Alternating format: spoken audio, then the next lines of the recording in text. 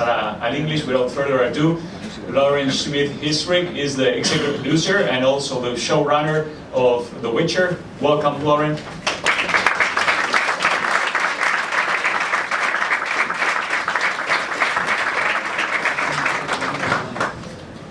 And now we're going to introduce leading man and also The Witcher himself, Mr. Henry Cavill.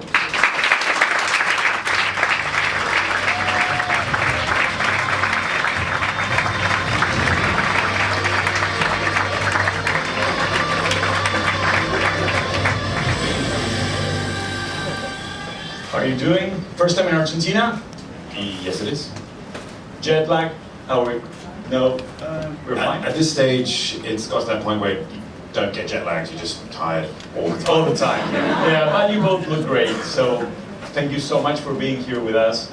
And I wanna start with a question for both. If you were fans of the book before you started production, if you got to know it beforehand. Never read it. Great. No, I'm joking. I read it. Like a lot of times. I'm gonna ask you quotes about the book. So we have a game here. No, just kidding. I was going to say, no. No, I had read The Last Wish before Netflix, before I even knew that Netflix was making a series out of it. And I fell in love with it. So then as soon as I got the series, I read everything else. What was it about it that you liked, or were you drawn into to say, this is the biggest show I'm going to work in and the thing I want to do for the next years? I mean, when I read The Last Wish, I never ever thought that I would be the person to adapt it. There's such amazing stories. I really fell in love with the world building there, with sort of the foundation of the world of The Witcher and the politics and the characters and Geralt's adventures. But I didn't, at that point, in any way think that I should be the person to write it. And it was only once I really got into Blood of Elves and I met Ciri and Yennefer and their relationships with Geralt that I was like, oh, I can get into this family. Yeah. I want to ask you about the involvement of the author, of Andrzej Sapkowski, if he was on the set and what was the things that you talked about there, what was his involvement in this? I first met Andrew in Poland, actually, right after I sold the series. I flew to Poland on a research trip and sat down with him for lunch and some vodka. And it was amazing. I really just picked his brain, not even so much about The Witcher, but just about him and who he was and why he felt drawn to be a writer. I love talking to other writers. And then he came to Budapest to visit set, and that probably was the most exciting thing. He was so excited to meet Henry. Henry, did you get any input from him there? Any talks you had about the character? And My meeting them was very, very brief. I was about to fall through a 15-foot hole at the time, so I was focused on something else. Yeah. Yeah. A hole? 50 feet? Yes, yeah, you'll see. Ah, great. It's really hard to miss. So that was the scene that the author was looking at you. I want to ask you about the character. We have the thing about good and evil, and that sometimes there's no straight answer to solve one of those questions. How do you feel the conflict in him to develop the character? The interesting thing with Geralt is that he has his nature, which is one thing, and he's been that way since he was a boy, and then he's had everything he's been taught since, up until the age he is now, so we're talking almost 100 years old. And that is what he shows on the front. It's this cold, stony exterior with a very direct approach to matters in life, a very simple and direct approach to matters in life, which can often lead to brutal consequences. But on the inside, he truly does believe that the world can be a better place, and he wishes it was. And it's about those two warring natures, which try and find balance, and rarely, if ever, do. I would say never really do. I mean, they're constantly in conflict through the entire series, and that's, to us, that's really the fun of the storytelling and fun of playing this character, is that people always ask if Geralt's a hero, and I think Geralt is a hero at some points, and at others, he's just trying to do his best. I think that as an audience member, there's going to be times that you are very much on his side, and then there's times that you're going to be questioning whether you would have done the same thing in his shoes. And that's kind of the best thing that we can get from a character, because that's the human experience too. Well, I think the best way to answer this question is to reference the fight in episode 1, which was with Wolfgang Stegemann, his team, and that we, the three, Wolfgang, myself, and his team actually designed those fights because the episode 1 fight is so important to set the tone of who Geralt is. And for me, it's always been vital that a character exists within the action, that it's not just fantastic writing with acting and then you have a completely separate action beat which feels disconnected and disjointed from the story, and then you go back into the acting stuff afterwards. For Wolfgang, myself, and Lauren, it was very important that the story continues through the action from the last bit of dialogue all the way through to the end of the episode. And in that, there is a lot of prep you have to do because you have to design each moment of the fight. That fight in episode 1 has 2 separate sections, maybe 3. The first section contrasts massively to the second section. You see, I don't want to spoil anything, you'll see. But it shows the different sides of Geralt. And ultimately, that thing we were talking about earlier, which is he makes decisions which you may or may not agree with. And for me, that was the most important thing. We did a lot of prep for that. Just my prep for that was designing the fight with Wolfie. And when it comes to the other fights, when it comes to my general preparation for sword fighting, I've handled a sword before in movies like Immortals. I'm not a stranger to a sword. And I was working with Vladimir Furdik, who showed me, ran me through all the basics again, and so I found my feet again, basically. And then a lot of my instinct took over. And the schedule was so tight with this show that a lot of the choreography I was learning via a video while I was getting my wig put on in the morning, and then I would shoot that fight that day. And so a lot of it is instinct. I mean, you obviously have to be safe, and it was always rehearsing for an hour or 2 beforehand of shooting, but a lot of it came by instinct, yeah. How many hours or how long did it take to put the wig on? It started at around 2 hours, 2 hours and a half, and we got it down to an hour and a half, full makeup and hair every morning. Great. Next question? Is that right, girls? Yeah? 1 hour, 2 hours. 2 hours, always 2 hours. So that's Jackie with Thor and Avril Lamas, hair and makeup over there, 2 legends. Hello, I'm Afonso from Brazil, Jovem Nerd, and I know that you're a big fan of the saga, the Witcher saga. So what came first, the games or the books? And did you reread the books, replayed? How was your preparation for the content, I mean? I was initially a fan of the games, PC gamer for most of my life, and then when I had my first meeting with Lauren actually informed me that the games was based on the books. Like a lot of people out there, I did not know that. And because I saw the book covers, and all the book covers are based on the game's art, and so I just figured it was novels which were based on game stories, sort of little side novels. They are not. Sapkowski wrote the books first. And when I read those, I realized the depth of the world and where a lot of CG Projekt Red's genius came from. It came from this world that Sapkowski built. And it's extraordinary. I love those books. I've read most of them twice, and I'm doing another read-through as well. I'm probably going to find myself reading them a few times over the years, I'd say. And the games I've played through, well, Witcher 3, I played through 2.5 times. Come on. Yeah. It's huge. Yeah, it is huge. It is huge. I'm quite efficient.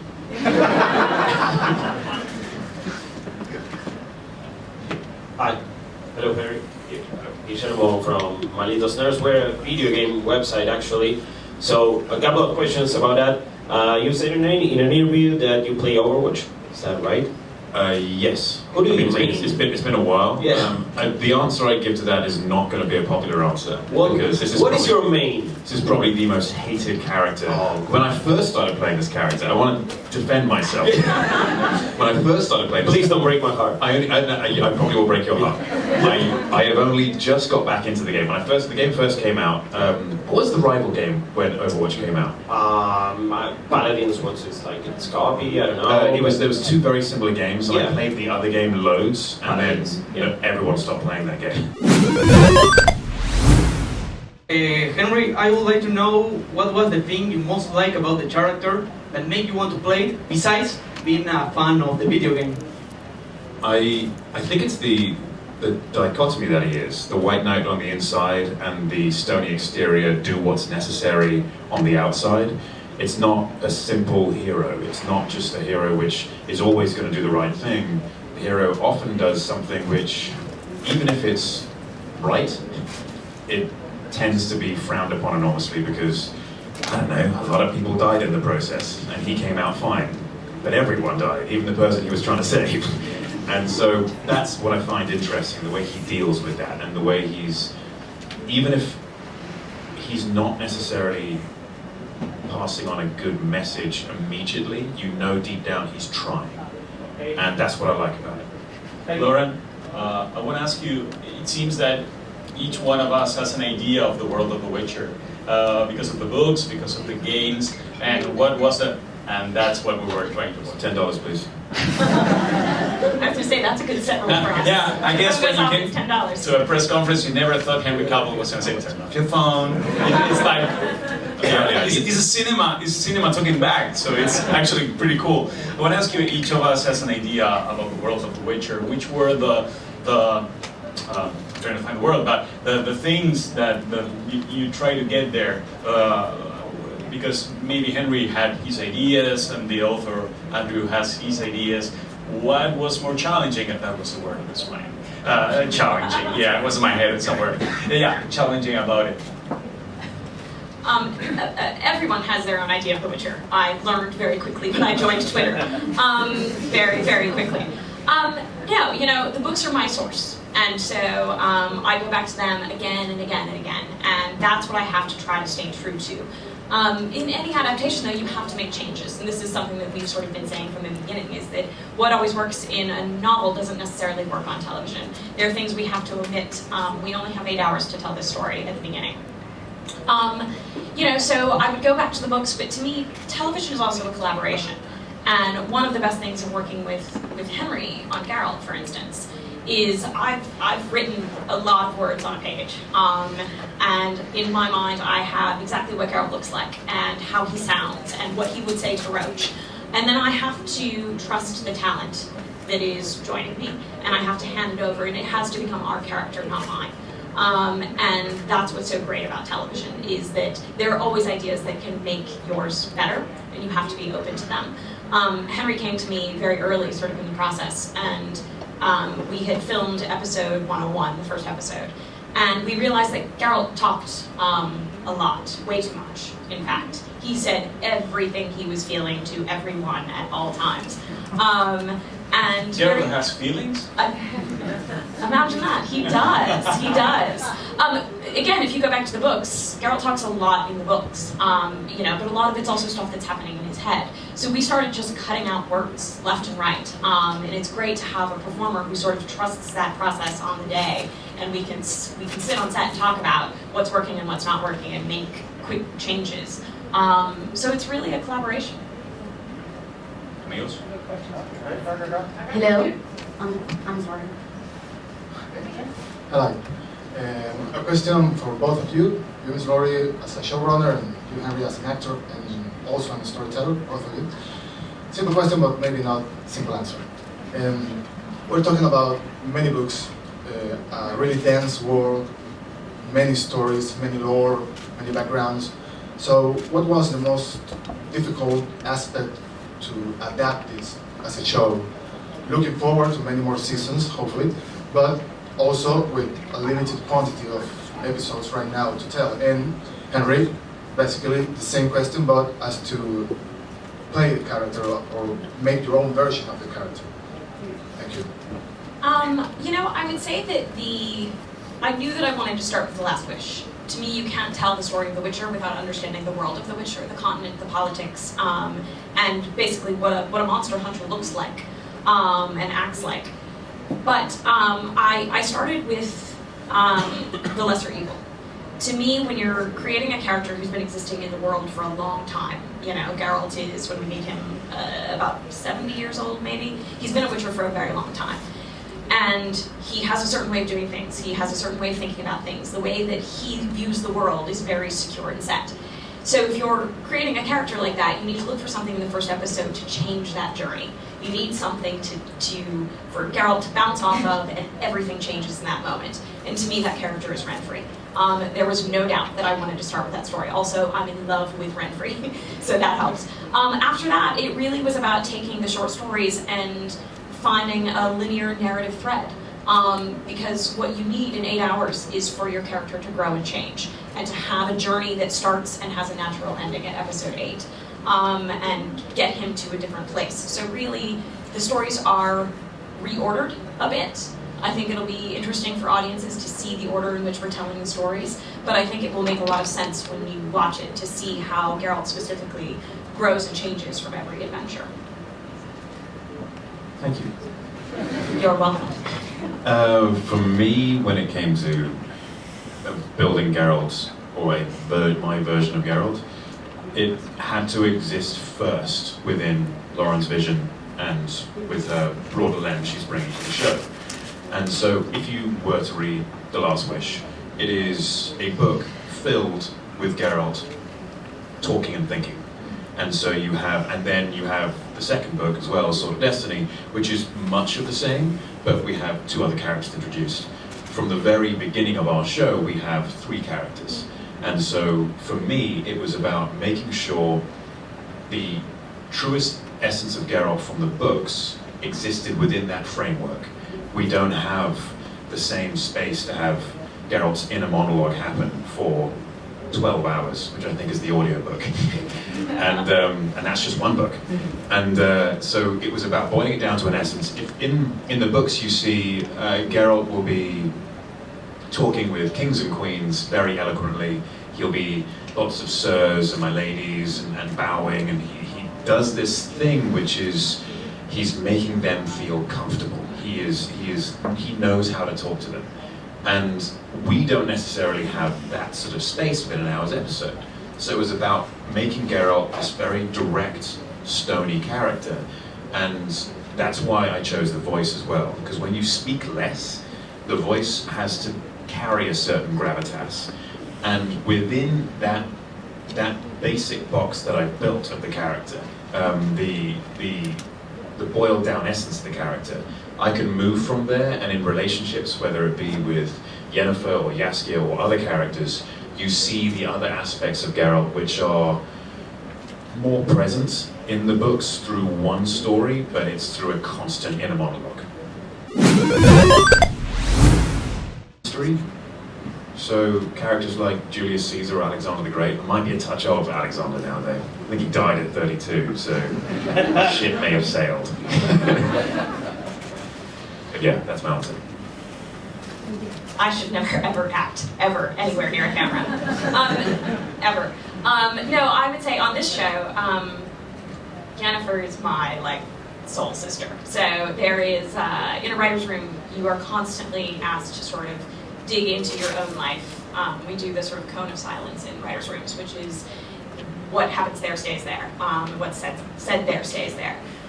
So there's a ton of myself in many of these characters, but Yennefer especially. Thank you. Lauren can do magic, everyone. Hello, yeah, Matías Lertora from Radio Metro. First of all, how many seasons can we expect? And Henry, taking that into account, your plans growing the character for you and mixing with your other shows, maybe in films, your scale is going to be very crowded, so maybe the next time that you want to put a cape to fly on, somebody have to say it. Someone has to say. read somewhere that I have 7 seasons fully mapped out. I really want someone to tell me what those 7 seasons are.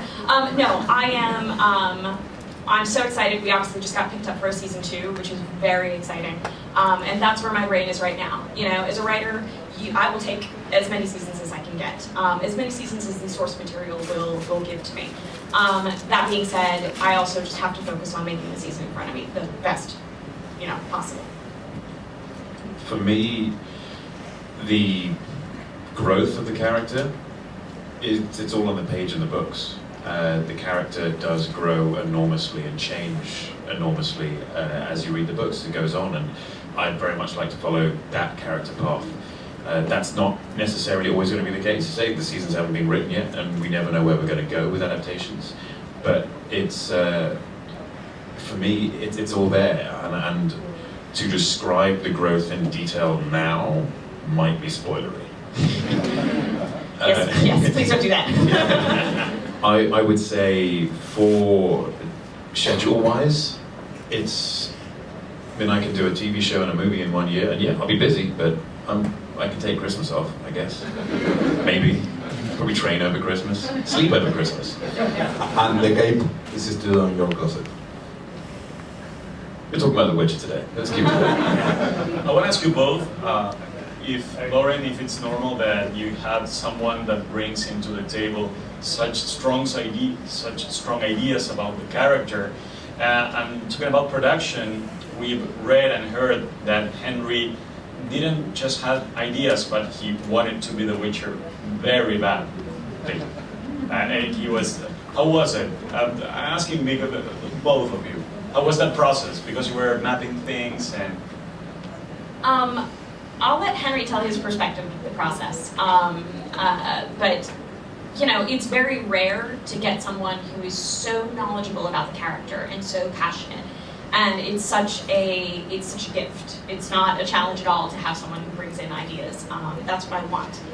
Just a little annoying sometimes. Actually, he called you and said, "I'm the Witcher. I want to be the Witcher." And then he gave all the ideas. Yeah. It wasn't like kind that. of, sort of, yeah.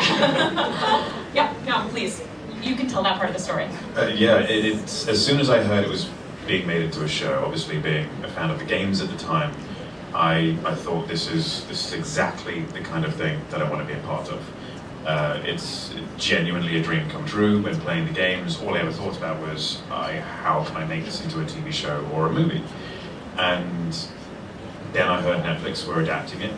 I heard that Lauren was on board, and I just got my agents to call as often as possible. And agents will often, they'll put a phone call in, and then you'll wait for the response. If you don't hear anything, you assume nothing came back, or they're waiting for a call back. So each week, each day, I'll just call them again saying, just checking, you guys have called again, right? Because I don't want that to drop to the bottom of the call list. You look a very objective-driven person. I mean, like, you set a goal and you go there all the way. Much to, the annoyance of those around me at times. It worked. I guess we're all here, so... Yes. In this case it worked, and it worked well. It was just about being persistent, and then I believe when Lauren finally heard that, oh, by the way, there's this guy who won't stop calling, I think you should probably meet him before we run out of phone lines. And then we got to meet, we had a lovely chat about it, and Lauren said, look, at this stage, it's still such an early stage that I can't give you any kind of answer, and then it all sort of went quite quiet because they were going through their casting process, and it was 7 weeks later, something like that. 7 weeks later, I get the call and they were asking if I would audition, and I was on holiday at the time, and I was like, right, yes, where do I need to go? And we all flew to New York and met there. All 4 of us, Henry, myself, Sophie Holland, our casting director, and Alex Zakharoff, our director, none of us were in New York, and we all flew there for 24 hours. And we sat down, and it was such an incredible meeting because it was Henry read as Geralt, which was a joy to hear. And, you do that thing in the room where all 3 of us are kind of looking at each other like, this is great. But then we sat and actually just talked even longer.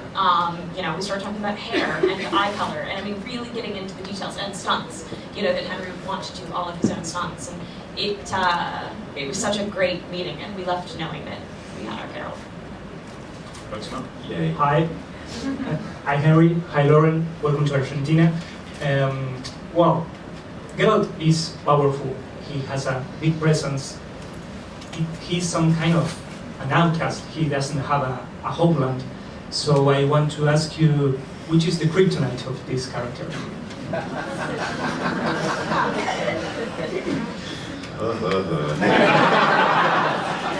I would say I would say his weakness is it's probably his capacity to love. It's a witch's role is not to love. It is to kill and to get money, and they're not intended to kill people, but they often have to due to circumstance or people just coming after them. The great news is with season 2 is that we have the opportunity to start planting more short stories in. So I think there's a few favorites that aren't in season 1 that I know will be in season 2. And yours, what is your favorite short story? Are you asking me? Yes. Oh, I thought I was like, come on, Lauren, answer the question. Why are you just staring? Sorry, Henry. Yeah. My favorite short story? Yeah, short story. That is a very good question. I think the first time I read the books through, it's in Sword of Destiny. I think it's the first short story in Sword of Destiny, or the second. Yeah, first or second. It's when Geralt is fighting a monster in a rubbish pit outside of a city, and he's actually living with Yennefer. And when I got to that portion of the stories, I felt so happy for Geralt that despite everything he had been told or heard or experienced, he actually was having this life which he's always wanted. And then all of that is torn away from him. And it was so heartbreaking for me. And as much as, I had a physical reaction when reading this book. People thought I was crazy. I was reading a book on a plane, and we were coming into land. And I was like trying to read more quickly, and literally gasped and put my hand over my mouth when that point happens in that story, which is particularly dramatic. And that's the story which affected me the most. Tenemos tiempo para una pregunta más. Okay, for both of you, why do you think that we still need as a society this type of heroes? It's a thinker. That is a thinker. I'm going to reframe the question a little bit. You can deal with heroes. I think we need these types of stories. I think we need fantasy right now. And I think the biggest misconception about fantasy is that it's pure escapism. That you want to go into a fantasy story and forget yourself and forget your own life.